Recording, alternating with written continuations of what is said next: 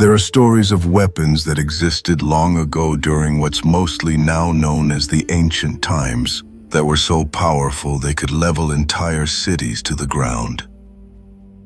They had their usual drawbacks one would expect, such as energy requirements and time to charge up.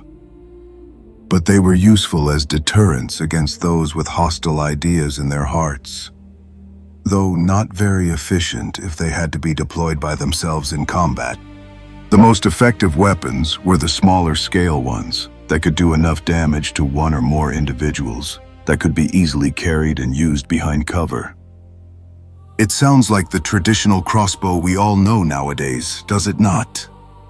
What if I told you these weapons were capable of causing a lot more harm than a plain old bolt? It's not known how such technology got lost.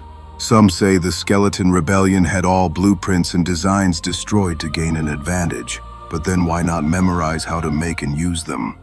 Others think humanity simply no longer needed them, so they simply switched to something else. But then if that's the case, why has that been lost to time as well? There are also those like myself that think what happened instead was their destruction through wear and tear, and humanity being unable to create more caused their obsolescence. You see, if the skeletons destroyed blueprints of them, they were either not thorough enough or that's simply not what happened, since they still exist, locked in various secure vaults. However, the problem with making one authentically does remain. The way the ancient weapons supposedly worked is that they would launch a projectile at a target with extreme speed with a controlled explosion. It would seem that this continent seems to lack the materials necessary to create such controlled explosives. However, that hasn't stopped the eggheads from at least attempting to create something with the blueprints they found. And so, the dart gun was created. It's certainly not capable of launching projectiles as fast as the ancient weapon it might look like in the exterior. In fact, it's nothing more than a crossbow with a fancier design, and that's slightly easier to reload. But that comes at the cost of lacking the power of some of the heavier crossbows that circulate through the world right now. The projectiles have been named darts, but sadly for the eggheads that attempted to recreate this weapon, it's no better than an overly expensive riot suppressor at best. Still, it hasn't stopped some enthusiasts from acquiring them here and there.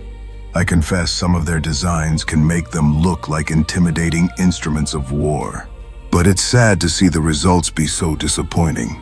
I prefer simplicity over complexity when it comes to weapons myself. The latter does tend to come at the cost of efficiency. It is, however, remarkable to look back in time at an age where somehow these weapons capable of obliterating targets from small to great distances to have been that age's simple weapons. Are we truly evolving backwards like some eggheads fear? Of that, I am rather uncertain. There is one thing I do find most interesting about this. There are some out there who firmly believe there is a place where the materials needed to create these ancient weapons can be found, but extracting them would be extremely difficult. The irony in that is that reliable, controlled explosions would be what may be required to get to these materials in the first place.